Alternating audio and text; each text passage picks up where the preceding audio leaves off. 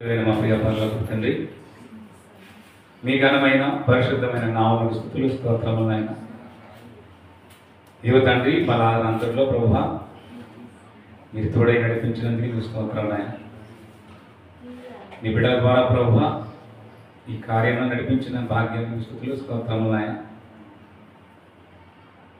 ఇదిగో తండ్రి, బిడ్డలు వారి గొప్పటి కానుకలు ఇచ్చినారు. ఆ కానుకల ప్రభావ దీవించి ఆశీర్వదించండి. వారి కష్టార్జితాన్ని ప్రభావ 20 అంతలుగా, 30 అంతలుగా, 60 అంతలుగా, 100 అంతలుగా ఫలింప చేయండి. కొద్ది నిమిషాలు ప్రభావ వాక్య భాగంలోకి వెళ్ళబోతున్నాం నాయన. సమయోచితమైన జ్ఞానాన్ని నాకు దయచేయండి. వినగల చెవులను గ్రహించగలిగిన మనసును బిడ్డలకు దయచేయండి. ఈ వాక్యం ద్వారా ప్రభావ మీరు మహిమ పొందమని, ఈ వాక్యం ద్వారా మా యవన బిడ్డల ప్రభావ ఈ యొక్క మాటలను ఆదర్శంగా తీసుకొని ముందుకు సాగు కృప చూస్తున్నాను. యేసుక్రీస్తు వారి శ్రేష్టమైన నామంలో ఈ ప్రార్థన సమర్పిస్తున్నాం మా తండ్రి.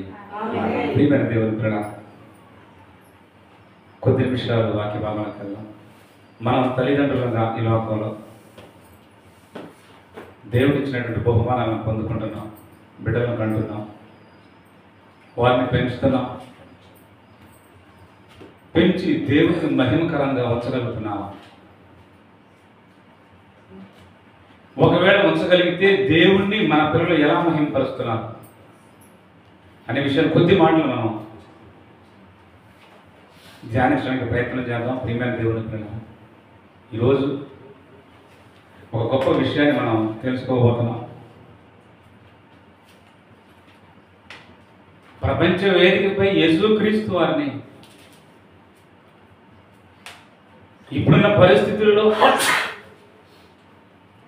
ఇప్పుడు మనం ఉన్నటువంటి పరిస్థితుల్లో, క్రైస్తవ్యం భారతదేశంలో ఉన్న పరిస్థితుల్లో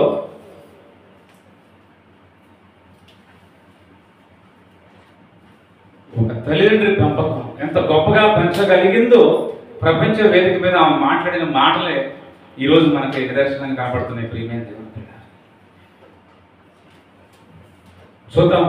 ఈరోజు ఒక మంచి వర్తమానాన్ని మనం వినడానికి ప్రయత్నం చేద్దాం. మనందరం ఎక్కువగా 127వ కీర్తనను మన పిల్లలు జన్మదినం గురించి మనం ఎప్పుడు ప్రతి ఒక్క సాగుడు కూడా ఈ మాటలు మరి జన్మదినం గురించి మాట్లాడుతూ ఉంటారు. 127వ కీర్తనలో ప్రియమైన దేవుని పిల్లల దాన్ని ధ్యానించుకుంటూ మనం ముందుకు వెళ్దాం. 127వ కీర్తన, యెహోవా ఇల్లు కట్టించని ఎడల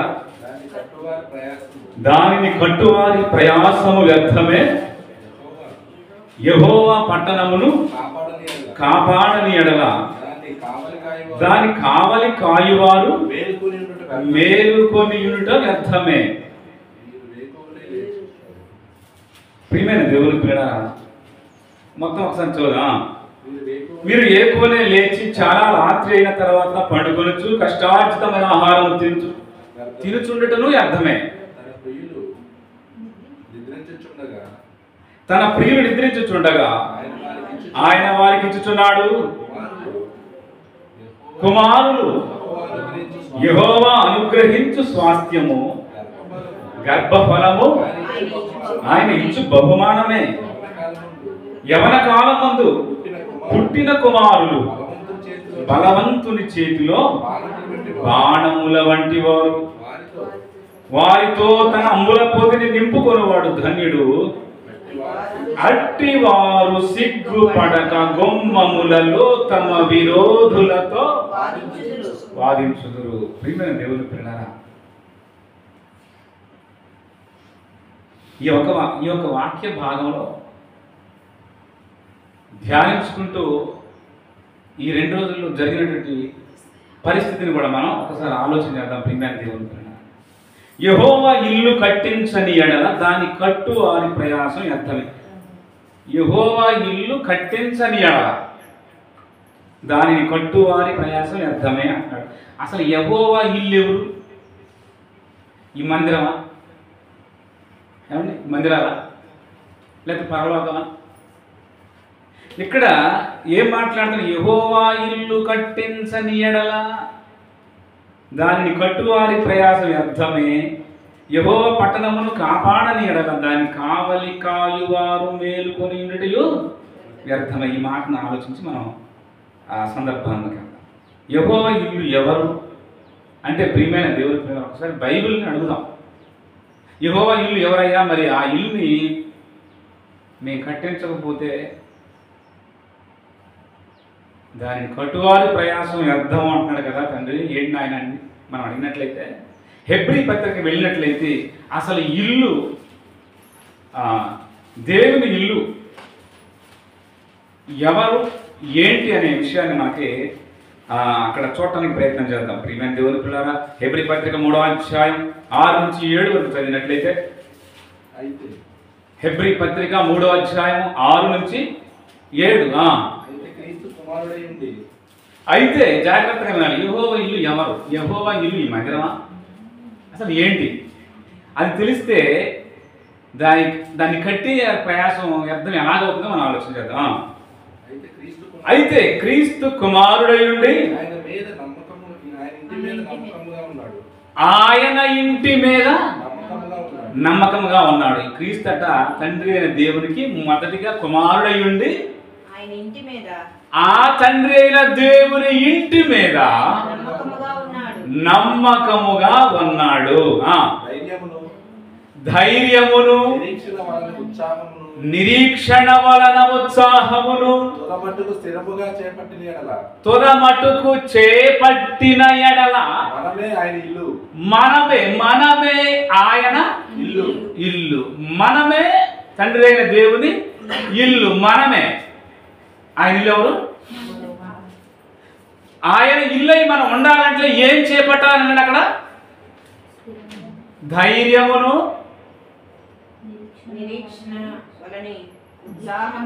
చదవాలి. ధైర్యమును నిరీక్షణ ద్వారా ఉండే ఉత్సాహమును ఎప్పటి వరకు ఇప్పటి వరకు ఉండాలట. మనం మరణించేంత వరకు మనము స్థిరముగా వాటిని చేపట్టి జీవించగలిగినట్లయితే మనమే తండ్రి అయిన దేవుని యొక్క ఇల్లు. దేవుని ఎవరు? మనమే. మనం ఆయన ఇల్లై ఉండాలంటే ప్లస్ ఈ ఇంటి మీద మనం ఎలా ఉండాలట? నమ్మకంగా తుదమట్టుకు ఉండాలట. తుదమట్టుకు ధైర్యం కలిగి, స్థిరత్వం కలిగి, ఏమండి ఆయన ఇచ్చిన మాటలను చేపట్టి ఆయన మార్గంలో మనం అంతం వరకు మరణించే వరకు నడవగలిగిన వాడే, నమ్మకంగా నడవగలిగిన వాడే వాడే నా ఇల్లు. అయితే ఇక్కడ ఏమంటాడు? యెహోవా ఇల్లు కట్టించని ఎడల దాని కట్టు. ఇప్పుడు ఏం చేయాలి? మనం అంతా ఏం చేస్తాను? ఆయనకు ఇల్లుగా ఉన్న మనం మన ఇంటిని దేనితో కట్టుకుంటున్నాము? ఆయన మాటల ద్వారా కట్టుకోవాలని చెప్తున్నాడు. ఆయన ఆజ్ఞల ద్వారా, ఆయన మాట వినడం ద్వారా ధైర్యంగా, ఎలాంటి విపత్కర పరిస్థితి వచ్చినా ధైర్యంగా నిరీక్షణ. ఏంటి నిరీక్షణ? మనకి తండ్రి అయిన దేవుడు మనకు నిత్య జీవాన్ని ఇస్తాడు చనిపోయిన తర్వాత అనే స్థిరమైనటువంటి నిరీక్షణ కలిగి ఉండాలి. ధైర్యంగా ఎప్పుడైనా ఎలాంటి విపత్కర పరిస్థితి వచ్చినా, ఈరోజు వచ్చి అరే క్రీస్తు గురించి మాట్లాడితే నేను చంపేస్తాం అన్నా కానీ, కత్తి మన మీద పెట్టినా కానీ ఏం చేయాలి? ఏం నిరీక్షణ కలిగి ఉండాలి? మనం ధైర్యం కలిగి, తండ్రి నేను ఇప్పుడు వీళ్ళు చంపేసిన నన్ను నాకు తండ్రి అయిన దేవుడు మరో మహాలోకాన్ని ఇస్తాడనే నిరీక్షణ కలిగి ధైర్యం కలిగి ఉండాలి. వాడిచ్చి కత్తి పెట్టినా చంపేసుకోరా, యేసు క్రీస్తు వారిని తప్ప నేను ఎవరిని పూజించను, ఆయనకు తప్ప ఎవరికి తల వంచును అనే గట్టి నిరీక్షణ. ఆ నిరీక్షణ ఏం కలిగి ఉండాలి? ధైర్యం కలిగి ఉండాలి.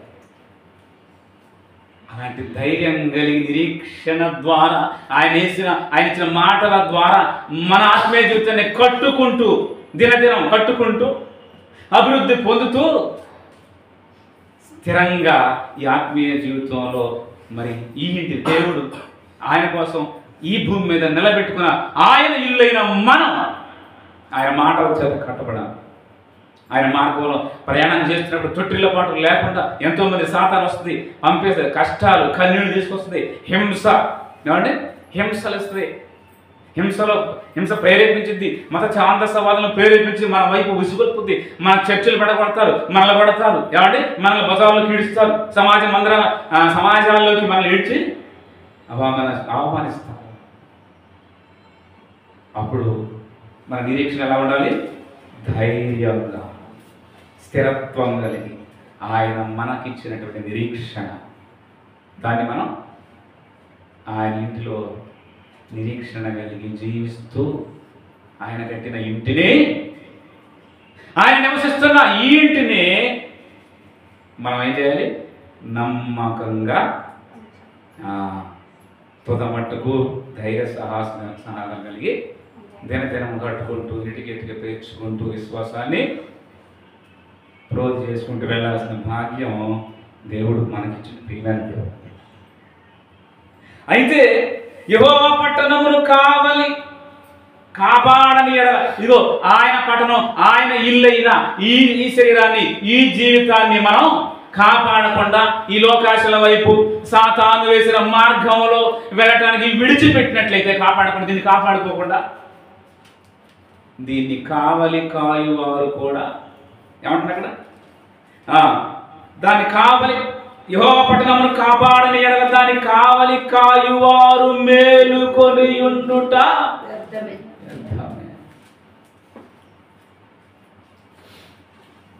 దేవుని ఇల్లైన మీ శరీరాలు కాపాడటానికి దేవుడు ఏర్పాటు చేసుకున్నటువంటి సేవకులు ఉన్నారు కదా, ఆ సేవకులు నిత్యం మిమ్మల్ని కాపాడటానికి మేలుకొని ఉండి, ఏమండి, ప్రయాసపడుతూ మిమ్మల్ని కాస్తున్న ఆ కాయటం అంతా వ్యర్థమైపోద్ది. ఎప్పుడో తెలుసు అంటాడు దేవుడు, మీరు దాన్ని కాపాడని ఎడల. ఆయన పంపించిన తన సేవకుల మాటలు వింటూ, తన ఆజ్ఞలు వింటూ 66 పుస్తకాలు మీకు పరిచయం చేసి మిమ్మల్ని అందులో నడిపిస్తున్నప్పుడు, ఆ మాటల ద్వారా మిమ్మల్ని బలపరుస్తున్నప్పుడు కూడా ఆయన దీన్ని కట్టుకోకపోతే ఈ మాటల ద్వారా నిత్యం ప్రయాసపడుతున్న సేవకుడు మేలుకొని ఉంటూ కూడా వ్యర్థమే కాదా? అర్థం కదా? అయితే ప్రియమైన దేవుని ప్రేరణ, ఈ ఇంటిని కాపాడుకోవాలి మనం. ఆయన ఇల్లు ఇది, ఏమండి, ఆయన ఇల్లుని ఎవడైతే పాడు చేస్తాడో, లేకపోతే ఆయన మందిరాన్ని ఎవడైతే పాడు చేస్తాడో వాళ్ళని కూడా దేవుడు పాడు చేస్తానన్నాడు. ప్రియమైన దేవుని ప్రేరణ ఇంకేమంటున్నాడు? కిందకు వస్తే, తన ప్రియులు నిద్రించు చూడగా ఆయన వారికి ఇచ్చుచున్నాడు, కుమారులు యెహోవా అనుగ్రహించు స్వాస్థ్యం, గర్భఫలము ఆయన ఇచ్చు బహుమానమే. యవన కాలమందు పుట్టిన కుమారులు బలవంతుని చేతిలో బాణముల వంటి వారు. ఈరోజు కుమారులను కుమార్తెలను మనకి దేవుడు స్వాస్థ్య ఆస్తిగా బహుమానాలుగా ఇస్తున్నటువంటి ఈ కుమారులు కుమార్తెలను మనం ఎలాగా పెంచుతున్నాం? ఒకవేళ మనం పెంచుతున్నాం అనుకుంటే మన కుమారులు కుమార్తెలు ఆయన్ని మహింపరిచేవారుగా ఉంటున్నారా? ఎలాంటి కష్టాలు కన్నీళ్లు వచ్చిన సమయంలోనైనా ఆయన మర్చిపోకుండా నా విజయం వరకు, నా అభివృద్ధి కనుక నన్ను నడిపిస్తున్నది నా యేసు క్రీస్తు అనే చెప్పే దమ్ము, ధైర్యం, ఏమండి, అలాంటి నిరీక్షణ కలిగి ఉండేవారుగా తల్లిదండ్రులుగా మనం తీర్చిదిద్దగలుగుతున్నామా అని ఆలోచించడానికి ఈ మధ్యాహ్న కాలంలో ప్రియమైన దేవుని పిల్లలు నిలబడి ఉన్నాం. ఎందుకంటే ఈరోజు 2 రోజుల క్రితం జరిగినటువంటి ఒక ఆట అండి, క్రికెట్ మ్యాచ్లో ఆస్ట్రేలియా, ఒక బలమైన దేశం అది. ఆస్ట్రేలియా అంటే ప్రపంచంలో క్రికెట్ ఆడే దేశాలు బలమైనటువంటి దేశం. ఆ దేశం మీద గెలవాలంటే చాలా కష్టం. 7 మార్లు ప్రపంచ కప్ ఏం చేసిందే గెలుచుకున్నారు వాళ్ళు. స్త్రీల జట్టు, జాగ్రత్తగా రండి, ఇక్కడే ఉంది పాయింట్ అంతా. స్త్రీల జట్టు ఆస్ట్రేలియా, క్రీస్తుని నమ్మినటువంటి దేశం, ఆ దేశం జట్టు 7 మార్లు ప్రపంచ కప్ను కైవసం చేసుకున్నటువంటి జట్టు. మనం ఇంతవరకు మన దేశం నుంచి ఇంతవరకు ఆస్ట్రేలియా కప్ని కొట్టింది లేదు. అయితే ప్రియమైన దేవుని పిల్లలు ఏం జరుగుతుందంటే ఈ మన యొక్క దేశపు జట్టులో బైబిల్ని నమ్మినటువంటి, బైబిల్లో ఉన్న దేవుడిని నమ్మినటువంటి తల్లిదండ్రులకు పుట్టిన కుమార్తె జెమీమా రోడ్రిగ్స్ అనే కుమార్తె 23 సంవత్సరాలు. ఇప్పుడు మనం ఉన్న దేశంలో, మనం నివసిస్తున్న మన దేశంలో క్రైస్తవులు అంటే ఎలాంటి భావన ఉంది ఈ దేశంలో? అందరికీ వారు తక్కువ వారని, వారి ఇతర దేశం మతం వాళ్ళని, అంటరాని వాళ్ళని, ఏమండి వాళ్ళని మనల్ని ఏం చేస్తున్నారు? వాళ్ళ వీధుల్లోకి రానివ్వలేదు, చర్చిలు కూలుస్తున్నారు, సేవకుల్ని హింసిస్తున్నారు, కొడుతున్నారు, చంపుతున్నారు. ఇలాంటి పరిస్థితుల్లో ముందు ముందు కొన్ని చట్టాలు కూడా రాబోతున్నాయి మన మీద ఉక్కుపాదం చేయడానికి. అలాంటి పరిస్థితుల్లో దిగ్భ్రాంతికరమైనటువంటి పరిస్థితుల్లో క్రైస్తవ్యం ఉంది. విపత్కర పరిస్థితుల్లో క్రైస్తవ్యం ఉంది. ఏ టైంలో క్రైస్తవుల మీద ఎలాంటి ఆట పాస్ అవుతుందో తెలియదు, ఎప్పుడొచ్చి దాడి చేస్తారో తెలియదు, ఏమండి ఎప్పుడొచ్చి మరి అన్నింటిని పడబడతారో తెలియదండి. అలాంటి పరిస్థితుల్లో మిణుకుమంటూ బ్రతుకుతున్నటువంటి మన దేశంలో బ్రతుకుతున్న మన క్రైస్తవ జీవితంలో, ఇలాంటి క్రైస్తవ జీవితంలో బ్రతుకుతున్నాం మనం. ఆ క్రైస్తవ జీవితంలో బ్రతుకుతున్నటువంటి తల్లిదండ్రుల నుంచి ముంబై నగరంలో, ప్రియమైన దేవుని పిల్లలు, మహారాష్ట్రలో ఒక కుటుంబం నుంచి వచ్చిందే జెమీమా రోడ్రిగ్స్. అయితే ఈమె మరి మన భారతదేశం తరపున ఆడుతున్న జట్టు, ఆ జట్టు ఆడింది 329 పరుగులు, 339 పరుగులు చేశారు వాళ్ళు. పెద్ద స్కోర్. దానిని ఛేదించడానికి 5 వికెట్లు పడిపోయింది. మనకి 10 మంది ఉంటే 11 మందికి 5 అయిపోయారు, ఇంకొక 5 లేక 6 ఉన్నారు. వీళ్ళు గెలిపించాలా? అక్కడ ఉంది ఏం జట్టు? వాళ్ళు మహా దిగ్గజాలు, అతిరథ మహారాజులైనటువంటి స్త్రీ ఆటగాళ్ళు ఆస్ట్రేలియా తరపున. అయితే ఎన్నో ఒడిదొడుకుల నుంచి ఎన్నోసార్లు జట్టులోకి రాలేకపోయింది, తీసేశారు. ఏమంటే ఎన్నో కష్టాలు, కన్నీళ్లు, వేదన కలిగినటువంటి ఈ జెమీమా వంతొచ్చేసింది. ఆట మొదలుపెట్టింది. 127 పరుగులు చేసింది. ఇంకొక వికెట్ పడకుండా కాపాడి 127 పరుగులు చేసి ఈ జట్టుని, ఇంతవరకు ఆ కప్ సాధించినటువంటి జట్టుని విజయం వైపు నడిపించింది. అవతల క్రైస్తవ దేశమే, బలమైన జట్టే, బలవంతుడు. వారి కింద కొంచెం తేడా వచ్చినా మడతేసేస్తారు, మనల్ని తిప్పేస్తారు. అలాంటి ప్రతిభావంతమైనటువంటి జట్టు ఉన్నటువంటి పరిస్థితి, ఏమకున్న పరిస్థితి ఏంటి? చిన్న బాధలు, కష్టాలు, కన్నీళ్లు జట్టులోకి వస్తుంది, పోతుంది.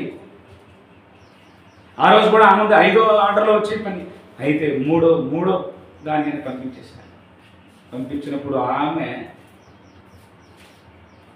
ఆట ఆడి 127 పరుగులు, కావాల్సిన పరుగులు చేసి జట్టును గెలిపించిన తర్వాత ఆమె మాట్లాడిన మాట ఏంటో తెలుసా?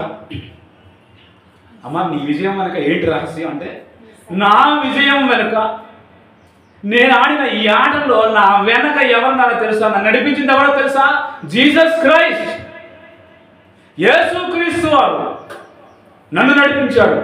అసలు నేను నమ్మలేకపోతున్నా. నా తండ్రి నా వెనకొని నడిపించి నాకు ఈ బలాన్ని, శక్తిని ఇచ్చాడు. నేను ఎంతో నీరసంగా ఉన్నాను ఆడేటప్పుడు, కానీ బలంగా ఆడి ఒక బలవంతమైనటువంటి జట్టుని ఈమె చేసిన పరుగు 127 పరుగులు. నేను ఈ కీర్తన గ్రంథం వెంటనే 127 ఆ స్కోర్ చూడగానే నాకు 127వ కీర్తన జ్ఞాపకం వచ్చింది. తండ్రి, అక్కడ 127, మరి ఈ 127లో నువ్వే రాయించావో చూస్తాను అని వస్తే, ఇక్కడ కుమారులు కుమార్తెలు యెహోవా ఇచ్చే స్వాస్యం, బహుమానాలు అయితే వాటిని మనం ఎలా పెంచాలో దేవుడు ఇక్కడ రాయించాడు.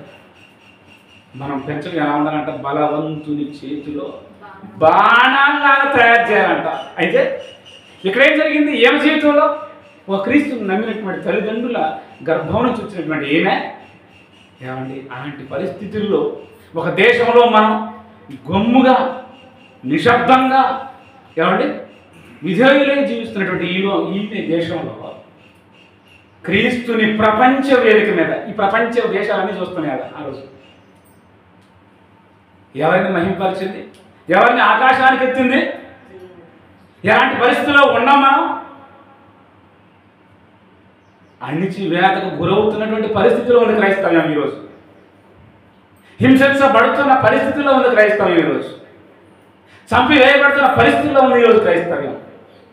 పూర్తిగా ఈ దేశం నుంచి తరివేయాలనే పరిస్థితుల్లో ఉన్న క్రైస్తవ్యంలో ఉన్న ఒక తేజో నక్షత్రంలా ప్రపంచం అంతా చూస్తుండగా క్రీస్తుని హిమాలయాల్లో ఎవరెస్ట్ శిఖరం మీద నిలిపి ప్రతి ఒక్కడు ఆలోచించుకునేది, అరే క్రీస్తు ఎంతటి గొప్పవాడు.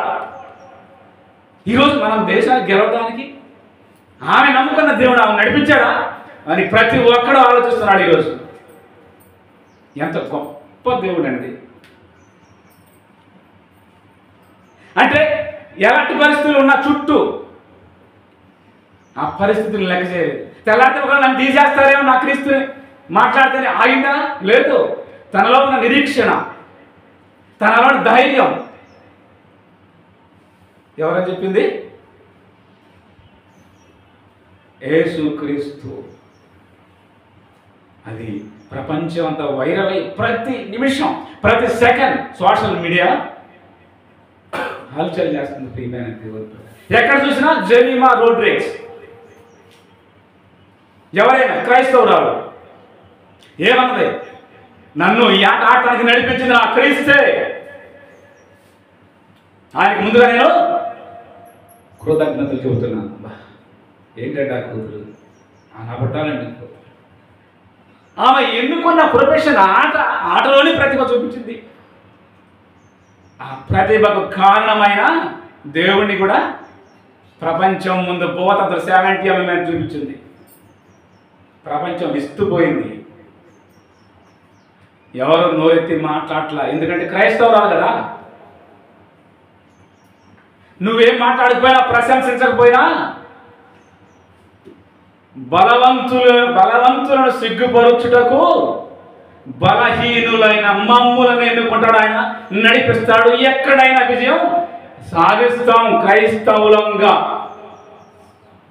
మమ్మల్ని హింసిస్తారు చెప్పిండు మా యేసువారు చెప్పిండు. నా నిమిత్తం మిమ్మల్ని హింసిస్తారు, దూషిస్తారు, ఏమంటే చంపేస్తారు, బజార్లకు లాగి మిమ్మల్ని శిక్షిస్తారు. అయినా కానీ సంతోషించండి, వారి కోసం ప్రార్థించండి, వారిని క్షమించండి అని నేర్పిన ఆయన మార్గంలో నడుస్తున్నాం నిరీక్షణ కలిగి.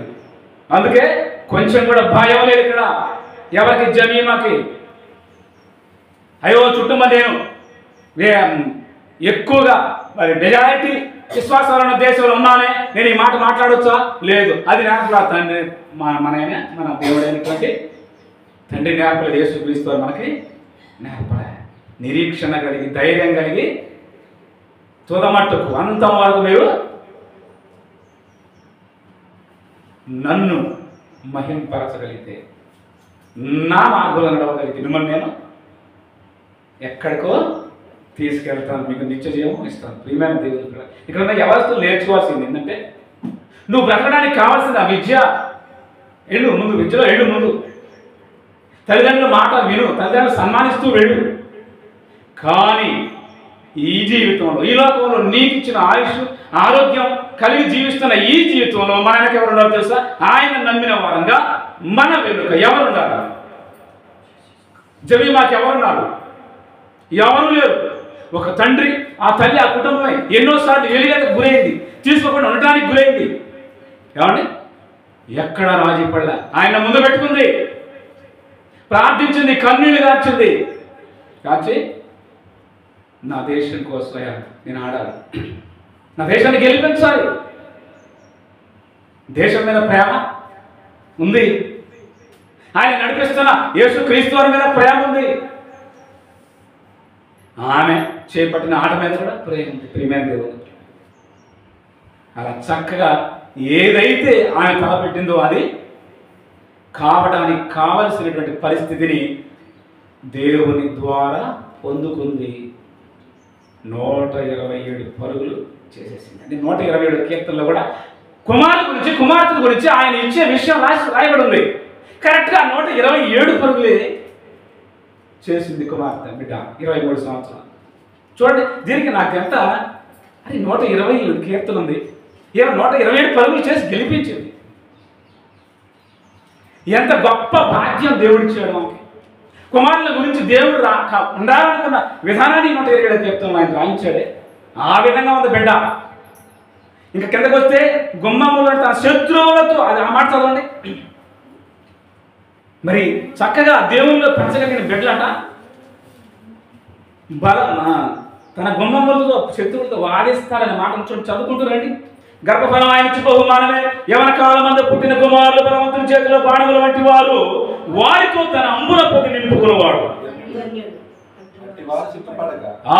అట్టివారు సిగ్గుపడక గుమ్మములలో తన విరోధులతో వాదిస్తారు. గుమ్మములో మనకు విరోధులైన వారితో వాదించే శక్తి, బలం, ధైర్యం ఉండే విధంగా మన బిడ్డలను పెంచే వారంగా ఉండాలి. మనం ఇప్పుడు దర్చుకుందా అమ్మ, ప్రపంచం చూస్తుంది కదా, ఇక్కడ నేను మాట్లాడకూడదేమో, మతం గురించి మాట్లాడకూడదేమో, నమ్మిన విశ్వాసం గురించి మాట్లాడకూడదేమో అని ఆగిపోయిందా? ఏమండి, భయపడదా? ఎందుకంటే తెలుసు ఆమెకి, దేవుడు తండ్రి దేవుడు మనలో తిరిగి కలిగిన ఆత్మలు పెట్టలేదు, కానీ ధైర్యం కలిగిన ఆత్మని మీలో ఉంచారని చెప్పిన మాట తెలుసు ఆమె. అందుకే ఎవరి ముందు తల వంచని పరిస్థితి ఆ రోజు చూసాం. ఎప్పుడు షడ్రక్ మేషక్ అబేద్నెగోలు ఏమండి ప్రపంచాన్ని ఏలిన చక్రవర్తి ముందే రాజా నెబుకద్నెజరు, నీకు సమాధానం చెప్పాల్సిన అవసరం మాకు లేదు, ఈ అగ్నిలో నుంచి కూడా మమ్మల్ని బ్రతికించగలిగిన సమర్థుడు మా దేవుడు. ఒకవేళ బ్రతికించకపోతే ఇందులో చనిపోతామే, కానీ నీవు నిలబెట్టిన ప్రతిమకు మాత్రమేమో మొక్కం. ఆ ధైర్యం కనపడింది ఈ రోజు. ఎవరు? జమీమాలు.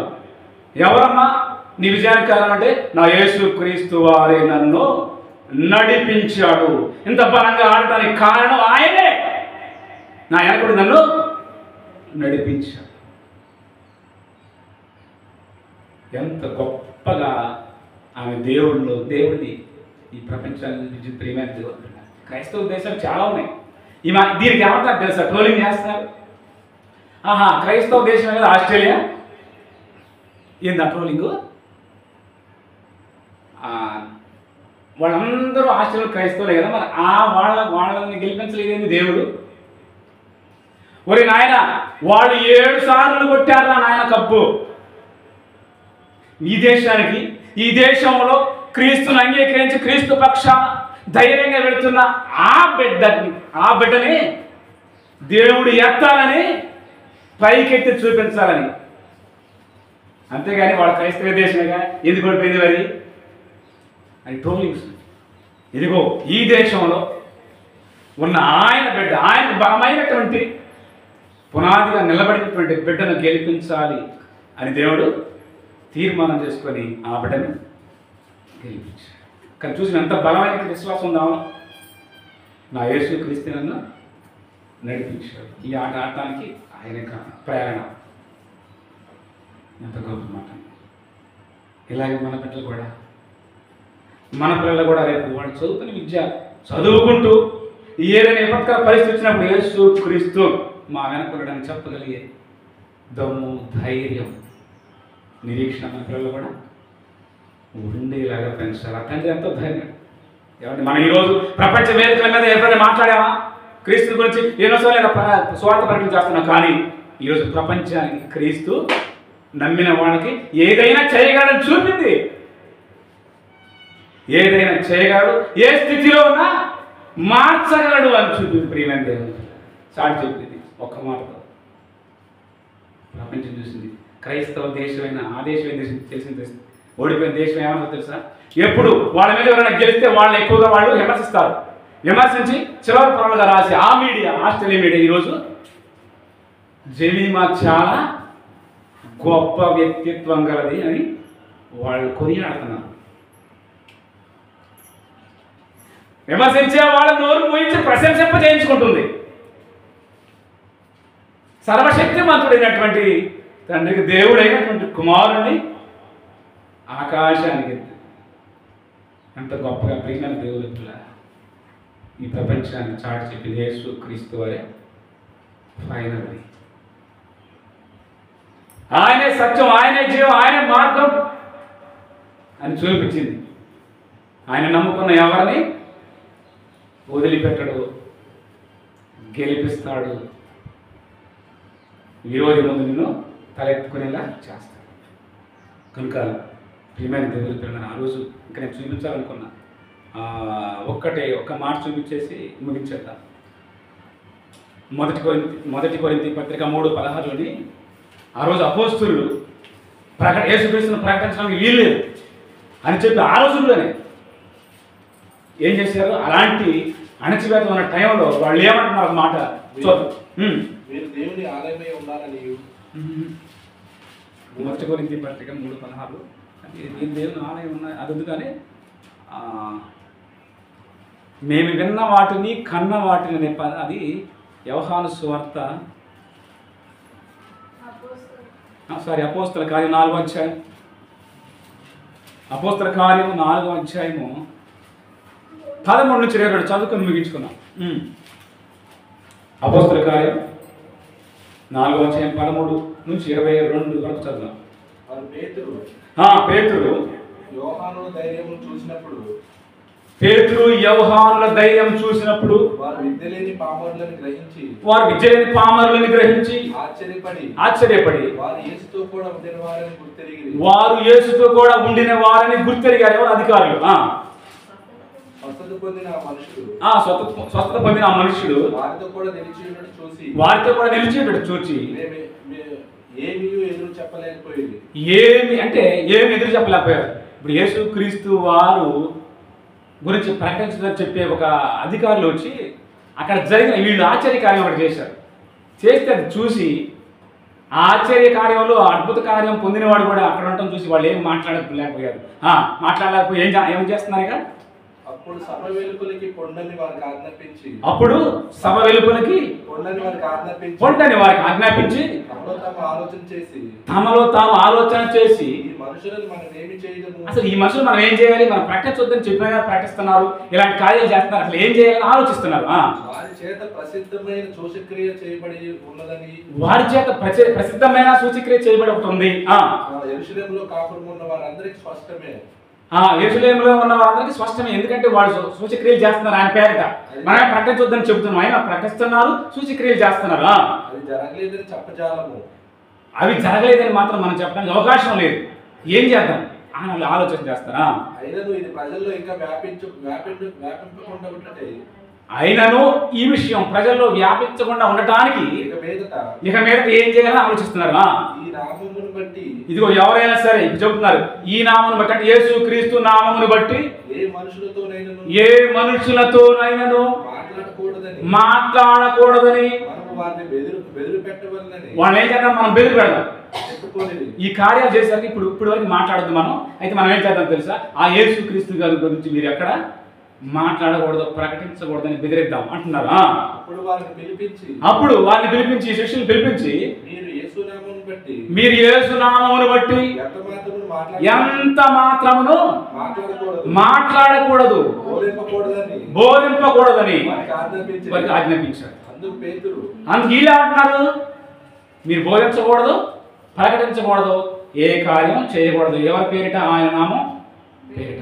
మరి వీళ్ళు ఏమంటున్నారు? ఇక అయ్యా మేము ఏం చేయాలయ్యా, మేము ఇంటికి పోతాను, మమ్మల్ని ఏమనుకుంటాయా అంటున్నా. ఏమంటున్నారు వీళ్ళు? అందుకు పేతురు యోహానును వారిని చూచి దేవుని మాట వినుట కంటే మీ మాట వినుట దేవుని దృష్టికి న్యాయం అండి. మీరే చెప్పండి. వాళ్ళు అడుగుతున్నారు, అయ్యా దేవుని మాట వినటం శ్రేష్టమా, మీ మాట వినటం ఆయనకి ఇష్టమా, చెప్పండి, మీరే చెప్పండి అని అంటూ అయ్యా మేము కన్న వాటిని విన్న వాటిని చెప్పకుండా ఉండలేము. మేము ఆయన దగ్గర ఉన్నాం, మమ్మల్ని చేపలు పట్టుకోవాలని ఏమండి మరి అనామకులైన వాళ్ళని, చదువు లేని పామరుల్ని పిలుచుకున్నాడు. ఆయన దగ్గర ఉండి ఎన్నో కార్యాలు చూసాం. ఆయన చేసే పరిస్థితులు అన్నిటి చూసాం, విన్నాం, కన్నాం. ఈ విన్న వాటిని, కన్న వాటిని గురించి మేము ప్రకటించకుండా ఉండలేమో అని తెగేసి చెప్పేశారండి. అంటే వీళ్ళలో ఏముంది? ధైర్యం. ఆయన నుంచి పైన నిరీక్షణ ఉంది, నిత్యజీవం ఇస్తానని. మీకు నిత్యజీవం ఇవ్వడానికి మీ మీకు నేను అక్కడ స్థలం ఏర్పాటు చేయడానికి వెళ్తానని చెప్పాడు కదా. ఆ నిరీక్షణ వీళ్ళు ధైర్యంగా సాగిస్తూ ముందుకెళ్తూ, ఎవడొచ్చినా సరే, అధికారులు వాడు ఎవరైనా సరే, మేము ఆయన చెప్పిన మాటే ప్రకారం మేము ముందుకెళ్తాం, ఆయన ప్రకటిస్తాం, ఆయన నామాన్ని మేము చేస్తాం, మీరు చెప్పినట్టు మాత్రం మేము వినమని ఆయన, మేము కన్నయ్యి, మేము విన్నయ్యి, మేము జరిగిస్తాం. ఆ రోజు చెప్పారు అపోస్తలుడు, ధైర్యం చెప్పారు. మరి పాత నిబంధనలోకి వెళ్తే ఆ రోజు షడ్రక్, మేషక్, అబేద్నెగో చెప్పేశారు, నో అన్నారు. ఈరోజు క్రూరాతి క్రూరమైనటువంటి పరిస్థితుల్లో ఉన్న క్రైస్తవ్యంలో ధైర్యంగా నిలబడి ఏమంటే అన్యుల మధ్య మాట్లాడలేని పరిస్థితి ఈరోజు. కానీ అదే పరిస్థితిలో ఉండి కూడా ప్రపంచ వేదికపై యేసుక్రీస్తు నామాన్ని విజయవంతంగా ఎగరవేసింది. యేసుక్రీస్తు వారు నా వెనక ఉండబట్టే, నన్ను నడిపించబట్టే ఎలా ఆడగలిగాను, ఎలా విజయానికి తోడ్పడ్డాను అని సాక్ష్యం చెప్పారు. కనుక మన బిడ్డలు కూడా అలా మనం పెంచుకోవడానికి ప్రయత్నం చేద్దాం. అలా ఎలాంటి పరిస్థితుల్లో కూడా మన బిడ్డలు ఆ దేవుని పక్షాన్ని నిలబడేవారిగా ఉండటకు వాక్యం ద్వారా ధైర్యాన్ని, బలాన్ని, శక్తిని మన పిల్లలకు వచ్చేలా చేద్దాం. మన పిల్లలు కూడా లోకంలో తలెత్తుకొని క్రీస్తు నామాన్ని ప్రకటించేవారిగా చేద్దాం. ఈ కొద్ది మాటలు మనందరి వెనుకల్లో దేవుడు దీవించి ఆశీర్వదించి మన బిడ్డలను బలవంతుల చేతిలో బాణాలుగా వారిని దీవించి ఆశీర్వాదించి నడిపించుగాక. ఆమేన్. దేవుని ప్రకటనలు ఏమన్నాయా?